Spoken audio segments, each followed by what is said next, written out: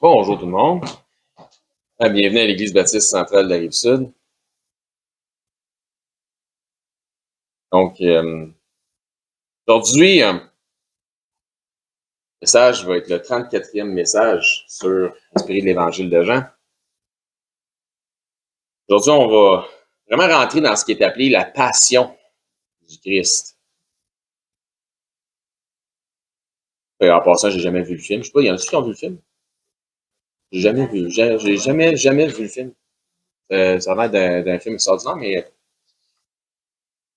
peut-être, je sais pas, j'ai pas vu. Peut-être un jour. Donc, ça va être plus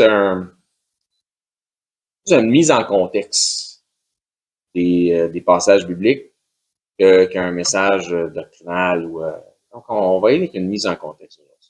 Et le titre du message de ce matin, tu peux le prendre en note, Serge, c'est la frayeur de Ponce Pilate. Quoi le titre du message? La frayeur de Ponce Pilate. L'évangile de Jean. On va dire tantôt, ça fait longtemps. Je ne suis pas dans le passé. Là. Matthieu 19. Jean, ouais, tu m'as mélangé. Ta faute. Jean 19. Jean 19, on va lire quelques versets quand même.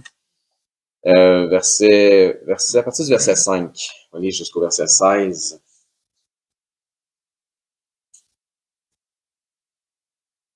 Jésus sortit donc portant la couronne d'épines et le manteau de pourpre.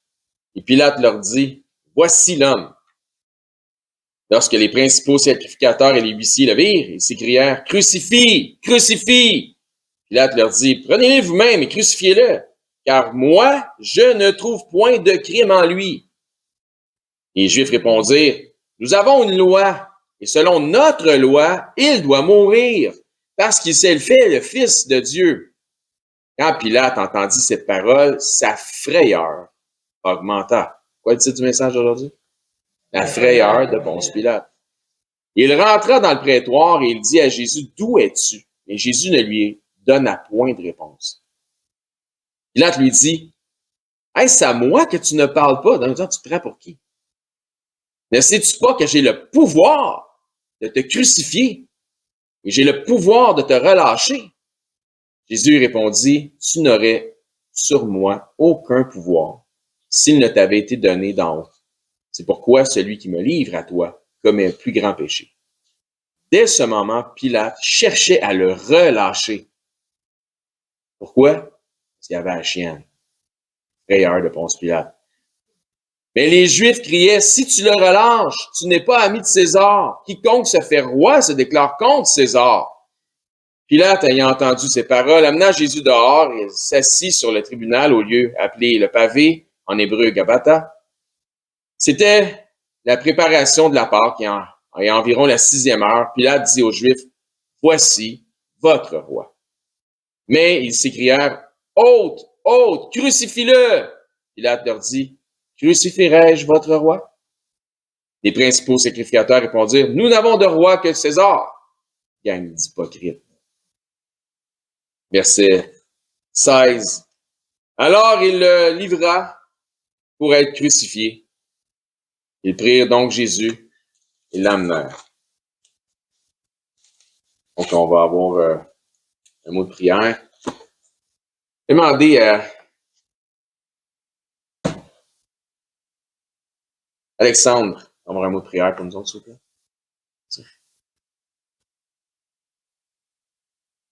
Amen.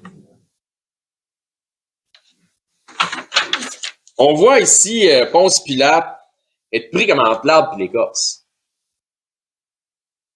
Le but de Ponce Pilate est possiblement de sauver Jésus parce que ça dit qu'il voulait, à ce moment-là, il a commencé à vouloir le relâcher. C'est probablement la raison pour laquelle je crois qu'il l'a fait battre si sévèrement. Il cherchait à calmer la fureur des Juifs par la sentence qu'il lui avait infligée. Ce que je vous partage là, c'est certainement une manière de voir les choses quand tu lis les textes puis tu associes les perspectives. Essaie de te plonger dans le temps pour voir un peu comment ça se passait, puis d'essayer de comprendre c'était quoi les idées puis la pensée de tout le monde dans ce sujet-là. Pilate se dit sûrement que s'il fait battre sévèrement Jésus, ben les Juifs vont dire « Ah, OK, là, écoute, il en a mangé toute une, tu sais, je pense qu'il a eu sa leçon, on peut le laisser partir. » Donc, je crois que c'est une possibilité que Pilate ait fait battre Jésus principalement pour calmer la fureur des Juifs, dans leur fureur, dans leur désir de faire du mal jusqu'à la mort. Parce qu'à défaut d'acquiescer à leur demande de le faire mourir, il va plutôt essayer de les contenter en le faisant battre. Imaginez la scène. Jésus vient d'en manger toute une. Le fouet, les coups, la couronne d'épines, etc., enfoncée dans le cuir chevelu. Donc, il y a encore la couronne d'épines sur la tête, le manteau de pourpre, hein, pour se moquer de lui un peu. Puisque Pilate, quand il l'a envoyé à ses bourreaux, hein, des soldats, des hommes, des pièces d'hommes qui avaient besoin justement de se défouler, ça a de l'air. Il leur a certainement fait comprendre que l'accusation qu'il avait contre lui, c'était qu'il était le roi des Juifs. Il a dû faire comme, ah ben, fouettez-les, là, faites-y, donnez-y une volée, une rince, là. Qu'est-ce qu'il a fait? Le roi des Juifs. Il est accusé d'être le roi des Juifs. C'est comme quelque chose qui... Pilate comprend puis il sait que derrière les accusations fabriquées de toutes pièces par les Juifs, il y a les vraies raisons. Les vraies de vraies raisons. L'envie, la jalousie, la peur. C'est pour que les Juifs amènent Jésus à Pilate, faut qu'il ait peur de lui. Donc, c'est une menace pour eux autres.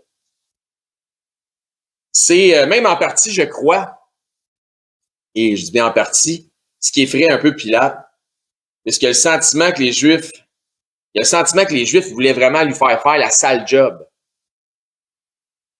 Depuis le début de l'histoire, on voit Pilate qui ne veut pas se mouiller dans cette affaire-là. C'est certain que dans l'histoire qui nous est présentée dans l'Évangile de Jean, il nous manque probablement justement des détails de conversation. C'est pour ça qu'on essaie de se projeter un petit peu dans le temps pour pouvoir essayer de comprendre un peu la psychologie de tous et chacun. Mais on peut quand même en tirer des conclusions, même s'il nous manque probablement des bouts de conversation. C'est comme on ne le voit pas dire aux soldats, aux bourreaux, donnez-y une volée parce qu'il s'est proclamé le roi des Juifs. Fait que là, ils se moquent de lui, ils mettent une couronne d'épines, ils mettent un manteau de pourpre, puis s'agenouillent devant lui. On peut lire ça on peut lire l'histoire un peu, là, comment ça se passe. Exemple, dans le chapitre 18, dans le chapitre précédent, dans Jean, on voit les Juifs qui amènent Jésus à Pilate pour le juger. On voit aussi qu'ils ont déjà préparé leur scénario. Ils savent déjà dans leur plan, ils ont déjà fait un planning, comment ils vont mettre la pression sur Pilate pour qu'il le crucifie, pour qu'il accomplisse ce qu'eux autres veulent.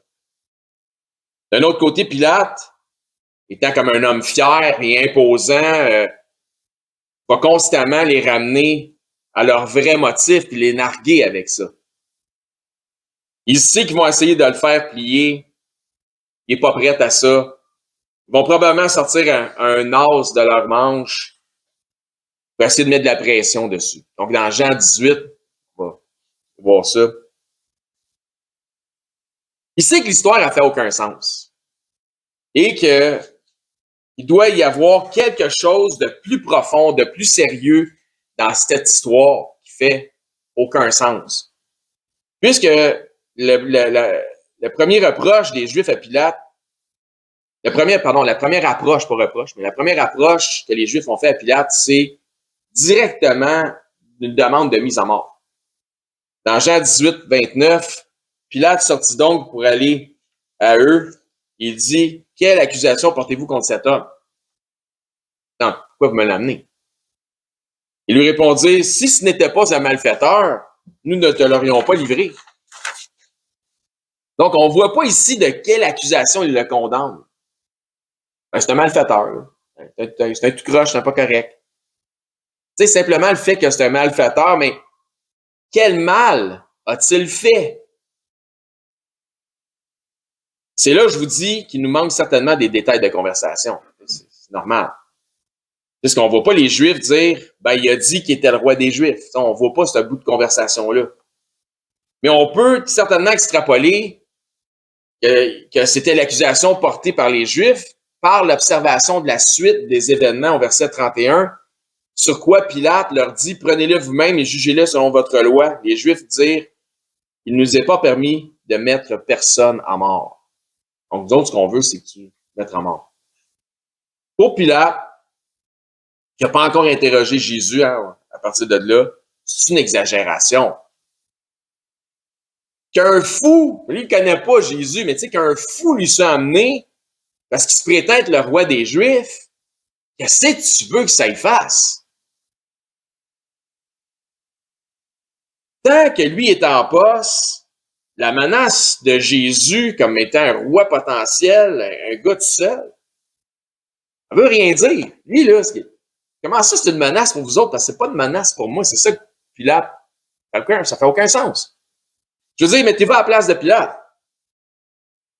Ce gars-là, tout seul, bien ordinaire, n'est pas une menace. Pilate, lui, est envoyé de Rome. Il domine sans opposition. Tu as Hérode qui siège à l'autre bout, qui ne représente même pas une menace pour le poste de Pilate. Hérode n'est même pas une menace en soi. C'est qui ce gars-là?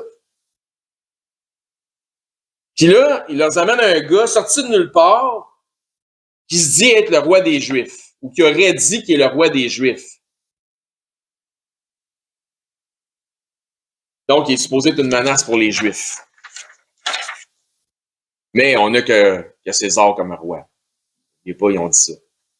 En tout cas, selon les apparences, Jésus n'a pas l'air pour Pilate d'une menace, ni pour Hérode, ni pour Rome.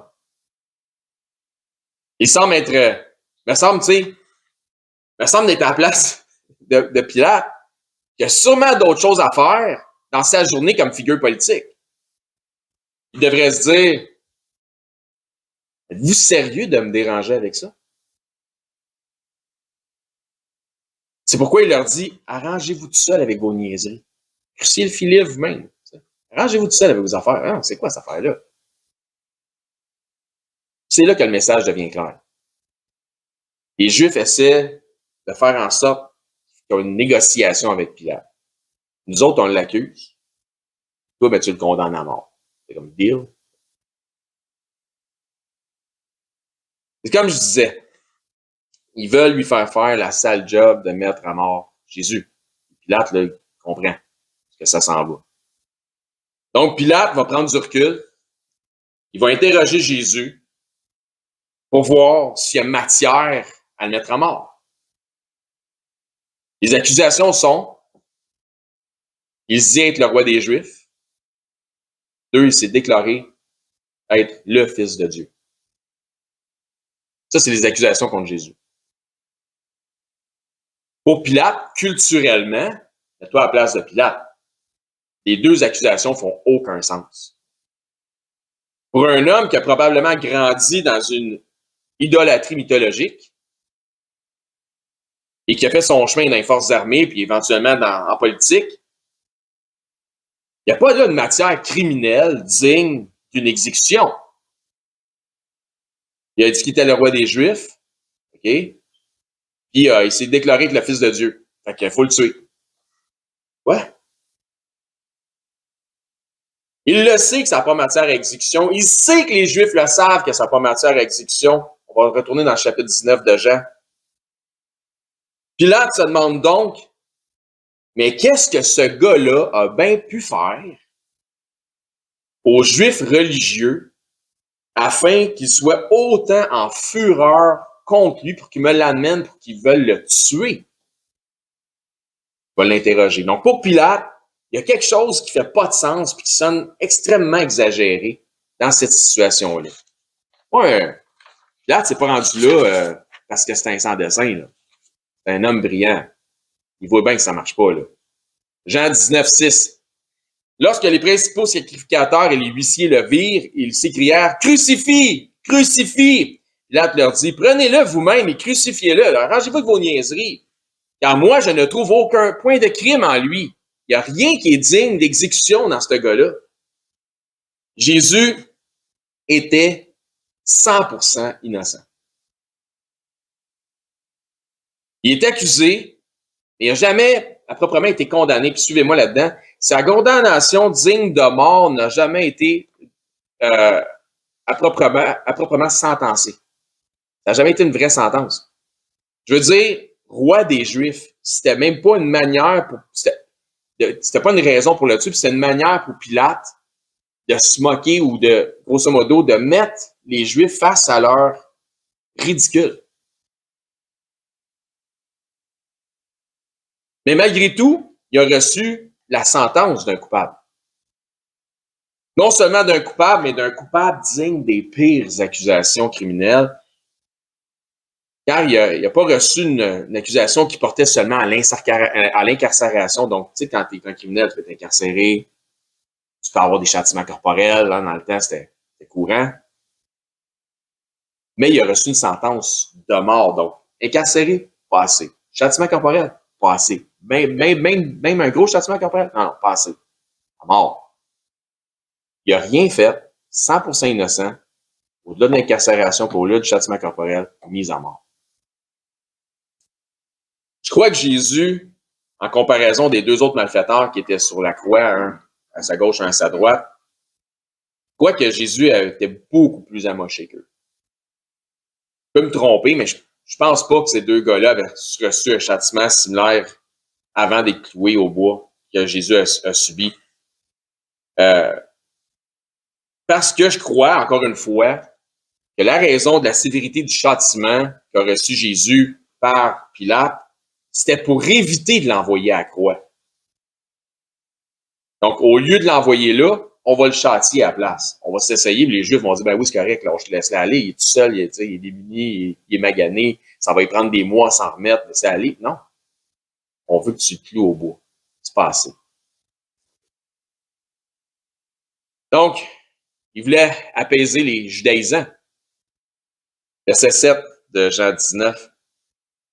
Les Juifs lui répondirent, nous avons une loi, et selon notre loi, il doit mourir parce qu'il s'est fait fils, le fils de Dieu. Il s'est fait fils de Dieu, pardon.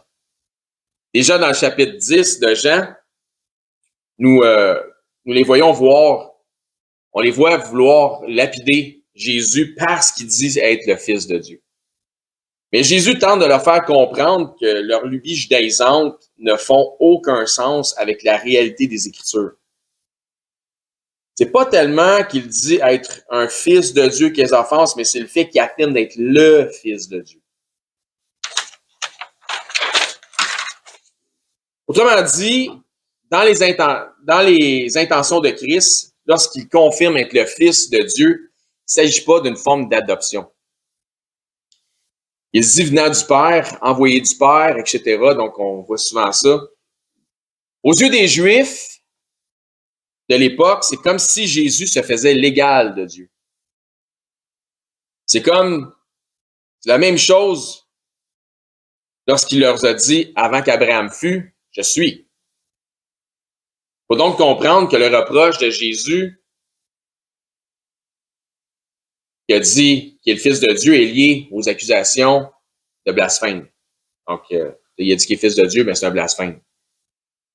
Ils ont même essayé avec de faux témoins qui disaient de lui, que lui-même, Jésus avait dit qu'il fait détruire le temple, puis en 3 jours, il était pour le rebâtir, pour le reconstruire. Puis c'est pas effectivement vrai, c'est effectivement faux. Il n'a jamais dit ça de cette manière-là. Dans Matthieu, chapitre 26.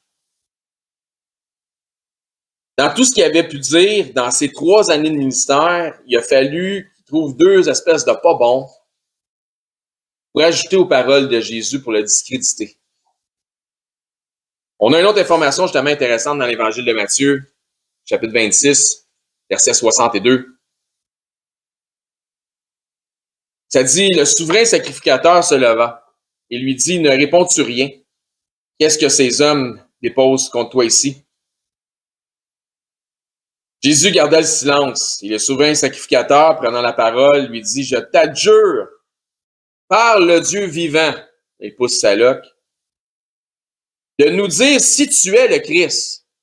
Dis-nous-le si tu es le Christ, le Fils de Dieu.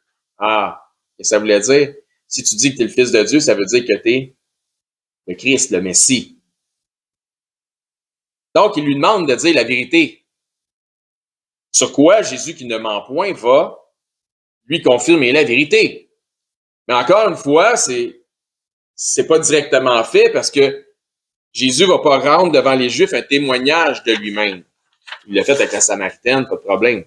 Il le fera pas avec eux autres. C'est pas à lui de leur déclarer qu'il est le Messie, c'est plutôt à eux de déclarer qu'il l'est.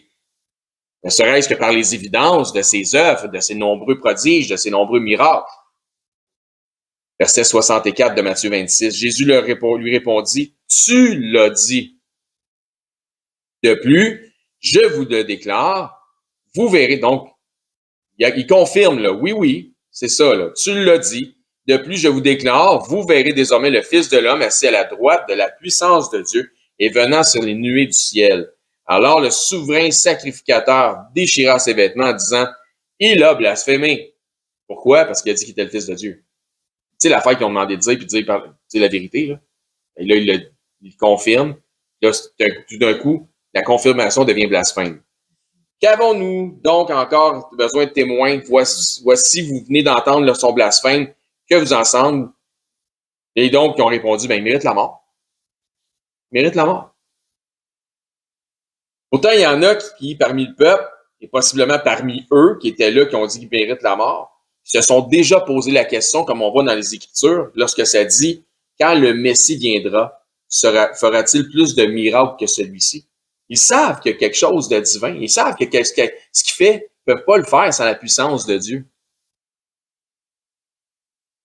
Donc, c'est complètement hallucinant, leur réaction, leur façon de gérer la situation. Ils savent qu'ils marchent dans les traces de Jean le Baptiste, que tout le peuple considérait comme étant un prophète. Ils savent qu'il fait de nombreux miracles, de nombreux prodiges. Il a même envoyé un aveugle de naissance pour leur témoigner d'une guérison miraculeuse.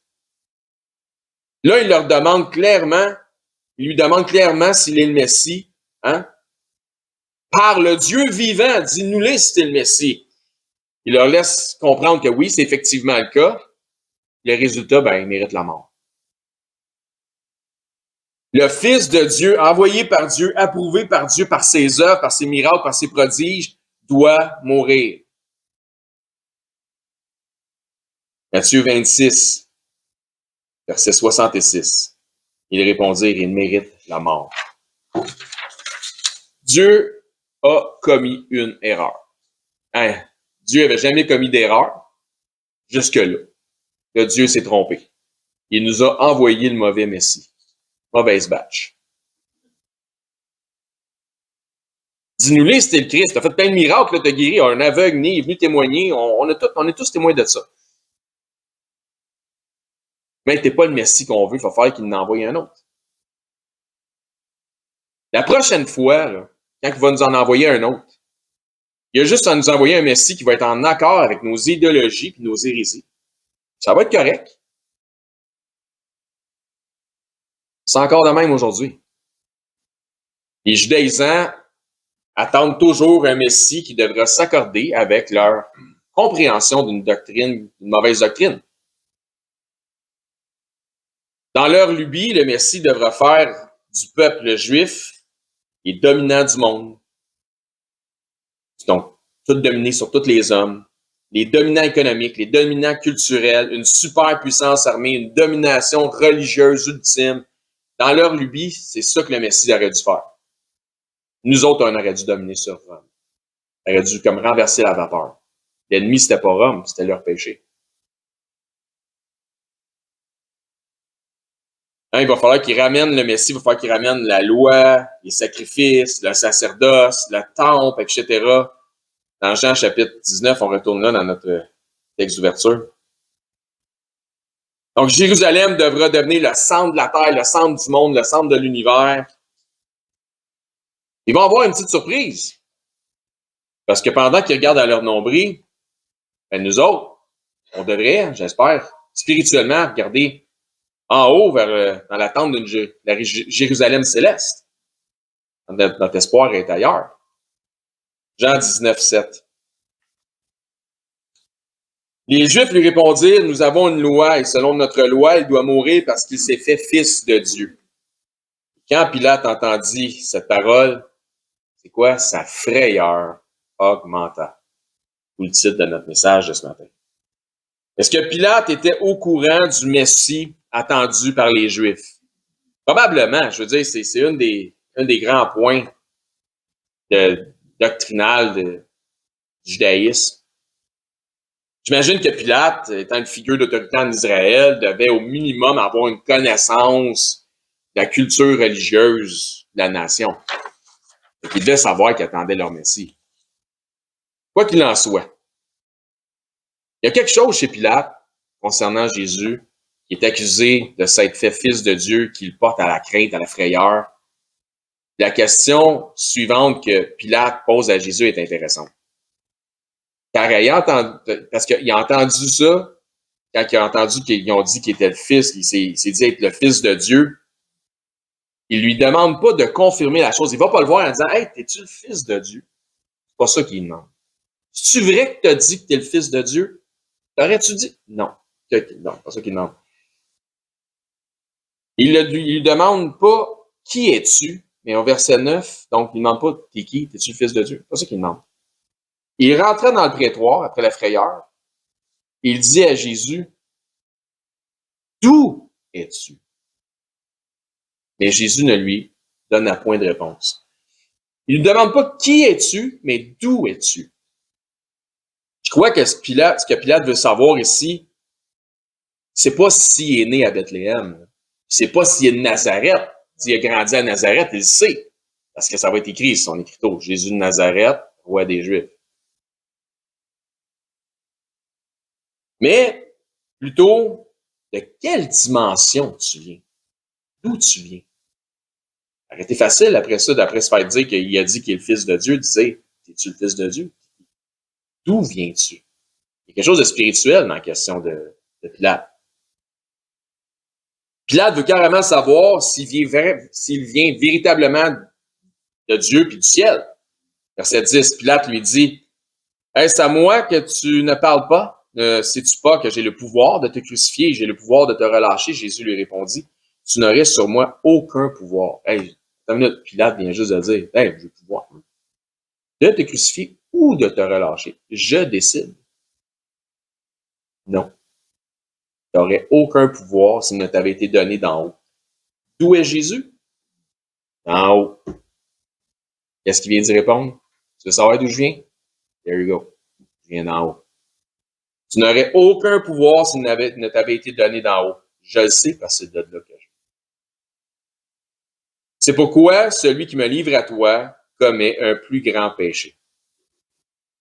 Est-ce que Pilate a vraiment le pouvoir sur Jésus?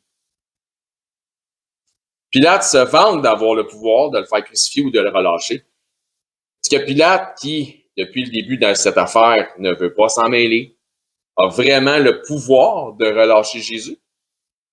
C'est une bonne question. Hein? Si Pilate avait vraiment le pouvoir de le relâcher, comme il dit, mais puis qu'il ne veut pas s'en mêler, puis de toute évidence, il ne veut rien savoir, il ne veut pas s'en mêler, puis depuis le début, il essaie de le relâcher, qu'est-ce qu'il aurait fait s'il avait vraiment eu le pouvoir? Pourquoi qu'il parle encore? Il avait juste à le relâcher. Pourquoi qu'il ne retourne pas libre? La réponse est que Pilate n'a qu'un seul pouvoir. Là, ça va être le pouvoir de l'envoyer à la croix. Pourquoi Jésus lui remet les pendules à l'heure? Suivez-moi là-dedans. Avec peut-être même une touche de compassion. Parce que Jésus doit bien voir dans quel embarras et dans quelle impasse se trouve Pilate. Il comprend que Pilate ne veut pas être responsable de sa mort.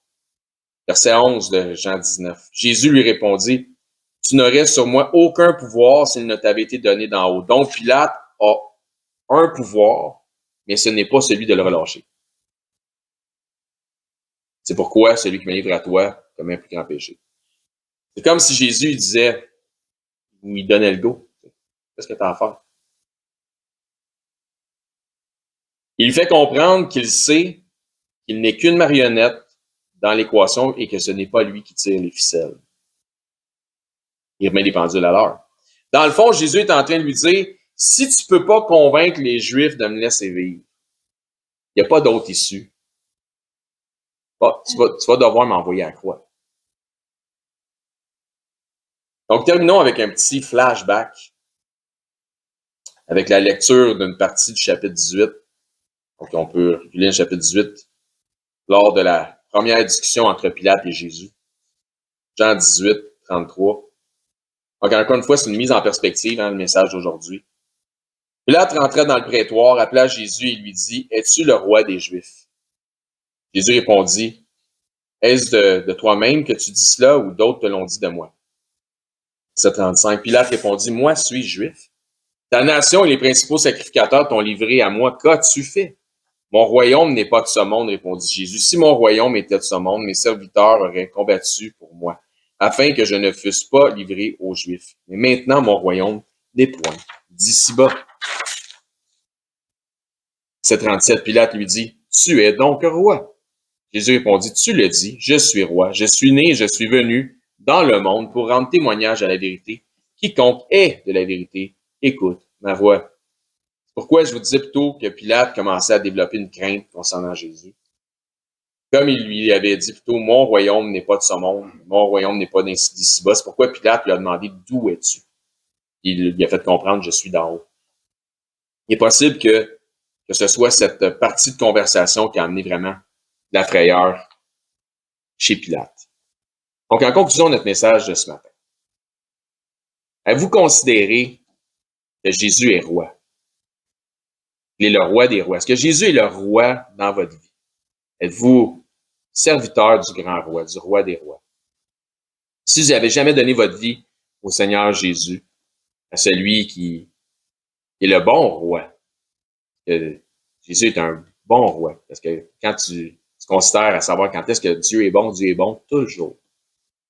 Dieu est bon envers ses sujets, Dieu est bon envers ceux qui l'aiment. Donc, si vous n'avez jamais considéré ou fait de Jésus le roi de votre vie, le Seigneur de votre vie, bien, aujourd'hui, c'est le jour du salut, puis c'est simple, que vous avez qu'à confesser son nom, qu'à comprendre vraiment que l'Évangile apporte. Puis si jamais vous n'êtes pas certain, venez nous voir, on va vous expliquer c'est quoi l'Évangile de Christ, puis comment vous pouvez mettre votre foi en le fait que Jésus est vraiment celui qui est mort pour vous, qui est ressuscité des morts, qui a vaincu la mort, et ainsi, il peut vous donner vraiment accès à la vie éternelle.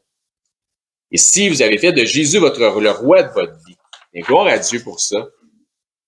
Et quand est-ce qu'un sujet de Christ ou un chrétien devrait servir son roi? Il va être dans le service tous les jours de sa vie. Donc, du matin au soir, un peu comme les témoignages qu'on a entendus d'une dame qui donne des trucs comme ça, qui évangélise. On doit servir Christ tous les jours de notre vie. À tous les jours, on va au travail. Pendant qu'on est au travail, on sert Christ. Donc, jamais oublier qu'on est les sujets du grand roi. Bon? Donc, on va pouvoir terminer ça en prière. Je vais demander à Karine de nous terminer ça en prière, s'il vous plaît. Bonjour, ici Éric, ancien et enseignant du ministère de l'EBCRS. J'aimerais d'abord vous remercier de vous intéresser à l'œuvre de notre ministère ainsi qu'à la chaîne sur laquelle on distribue notre matériel. Si, suite à une de nos prédications, vous réalisez que vous n'avez jamais fait du Seigneur Jésus le Seigneur de votre vie, le Sauveur de votre âme, mais que vous réalisez aussi que vous avez vraiment besoin de vous tourner vers lui afin de sécuriser votre éternité, je crois que ce segment de vidéo s'adresse à vous, puisque la Bible nous déclare cette vérité. Dans 1 Timothée au chapitre 2, à partir du verset 3, ça nous dit que Dieu est notre Sauveur, et que dans cette optique, Dieu souhaite que tous les hommes soient sauvés, et que tous les hommes parviennent à la connaissance de la vérité. Et ça nous dit aussi, car il n'y a qu'un seul Dieu et un seul médiateur entre Dieu et les hommes, et c'est Jésus-Christ qui s'est lui-même fait homme.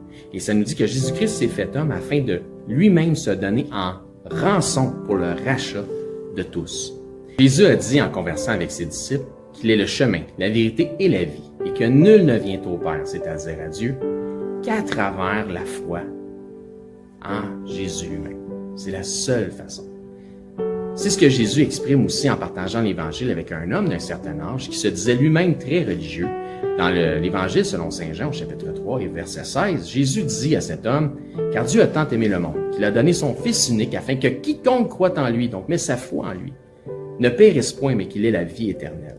Donc, la volonté de Dieu, notre Créateur, elle est claire. C'est que tous parviennent à la repentance en faisant le choix volontaire de croire par la foi le récit de l'Évangile de son Fils Jésus-Christ.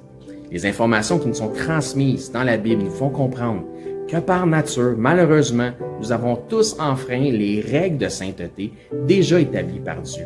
Nous avons tous enfreint au minimum une des 10 lois, des 10 règles, des 10 commandements, mentir, prendre le nom de Dieu en vain, manquer d'honneur à nos parents, blasphémer, peu importe. Donc Dieu, dans sa perfection, qu'il ne peut renier, est 100% juste. Et puisqu'il est 100% juste, il doit nous juger selon la justice. Et comme nous sommes tous coupables de péché et de transgression, nous méritons tous notre sentence. Mais bonne nouvelle, parce que Dieu, dans sa perfection, est aussi 100% miséricordieux et souhaite faire miséricorde à tous. Donc, Dieu nous tend la main afin de nous sauver du châtiment qui est réservé aux transgresseurs de sa loi. Jésus nous explique qu'un endroit terrible a été préparé pour Satan, le chef des anges déchus, des démons, un endroit de flamme, de regret, de tourment, de souffrance, etc. Et la réalité de l'enfer que Jésus nous explique, les raisons pourquoi c'est si effroyable, et que tous les attributs de Dieu, ils sont absents, puisque c'est tellement éloigné de Dieu. Tandis que Jésus dit à ses disciples qu'il est allé au ciel, dans la demeure du Père, pour nous y préparer une place. Dans cette place, le paradis céleste, étant auprès de Dieu, au contraire de l'enfer, étant dans sa proximité, nous y retrouverons l'ensemble des attributs que procure sa présence. La joie, l'allégresse, l'amour, le bonheur, mais dans une proportion qui est inexprimable et incompréhensible pour les simples charnels que nous sommes présentement, dans une façon que les mots ne peuvent pas exprimer. La Bible déclare que le salaire du péché, c'est la mort, et non seulement la mort physique, mais aussi la mort spirituelle. Et que la mort spirituelle est une incapacité à avoir accès à Dieu. C'est une séparation d'avec Dieu. La Bible déclare dans Romains, chapitre 6, 23, que le salaire du péché, c'est la mort, mais que le don gratuit de Dieu, c'est la vie éternelle en Jésus-Christ, notre Seigneur. La vie éternelle est donc un cadeau que Dieu vous fait, qui est accessible pour tous, dans la mesure où chacun accepte de recevoir ce cadeau. Donc, tel un cadeau qui nous est offert, la réalité représente que nous n'avons pas d'effort ou d'œuvre à faire utile pour recevoir ce cadeau. Sinon, ça ne serait pas un cadeau, mais ce serait un dû. Ainsi donc, il n'y a aucune œuvre que nous pourrions faire pour nous racheter nous-mêmes de nos fautes, de nos transgressions ou de nos péchés que nous avons commis contre Dieu. L'œuvre utile pour notre rachat a été accomplie par Dieu en la personne de son Fils Jésus-Christ lorsqu'il a pris notre place sur la croix. Ce qui a été entièrement confirmé aussi pour notre justification à la résurrection des morts après 3 jours et 3 nuits au tombeau. Ainsi donc, la Bible dit que pour être sauvé de la mort et de l'enfer, c'est-à-dire afin d'avoir la vie éternelle et notre place au ciel, il faut simplement mettre notre foi en Jésus-Christ, le Seigneur. La Bible dit « Crois au Seigneur Jésus et tu seras sauvé ». Mais croire au Seigneur Jésus, c'est important qu'on en parle. Croire au Seigneur Jésus a une signification. C'est simple, mais, comme je dis, important. Cela signifie de croire par la foi dans le récit de l'Évangile de son Fils. Puisque la Bible dit que l'Évangile est la puissance de Dieu pour le salut de quiconque croit. Que dit donc cet Évangile, cette bonne nouvelle, puisque Évangile veut dire bonne nouvelle? Mais Romains, au chapitre 10, nous en parle justement. À partir du verset 8, ça nous dit que cette bonne nouvelle, cette parole, est près de toi, elle est dans ta bouche et dans ton cœur. Or, c'est la parole de foi que nous prêchons. Si tu confesses de ta bouche que Jésus est le Seigneur et que si tu crois dans ton cœur que Dieu l'a ressuscité des morts, tu seras sauvé. Ça nous explique ensuite, car c'est en croyant du cœur qu'on parvient à la justice et c'est en confessant de la bouche qu'on parvient au salut, selon ce que dit les Écritures. Quiconque croit en lui ne sera point confus. Il n'y a aucune différence pour quelque nation que ce soit juif ou grec, puisque tous ont un même Seigneur qui est riche pour tous ceux qui l'invoquent. Car quiconque invoquera le nom du Seigneur sera sauvé. Il ne s'agit donc pas de réciter une prière selon une formule toute faite qui fait la différence, mais bel et bien de mettre sa foi dans le Seigneur Jésus-Christ. Si vous croyez que Jésus-Christ, Dieu le Fils, le ressuscité, est Seigneur et que vous acceptez d'en faire le Seigneur de votre vie, ainsi il devient instantanément aussi le sauveur de votre âme. Si tel est votre cas, gloire à Dieu, vous faites maintenant partie de son troupeau. En tant que nouveau disciple, ce qui est important maintenant, c'est de vous trouver premièrement un enseignant qui enseigne la vérité de la parole de Dieu. Et joignez l'assemblée où cet enseignant œuvre afin d'avoir part à l'amour des frères et de la famille en Christ. Si pour nous, vous êtes local, c'est-à-dire par exemple 2 heures de transport et moins, eh bien, venez nous voir. Ça va me faire un plaisir de vous recevoir et nous pourrons parfaire votre éducation spirituelle selon une saine doctrine des Écritures. Donc, c'est là-dessus que je vous dis, soyez bénis et je l'espère, à bientôt.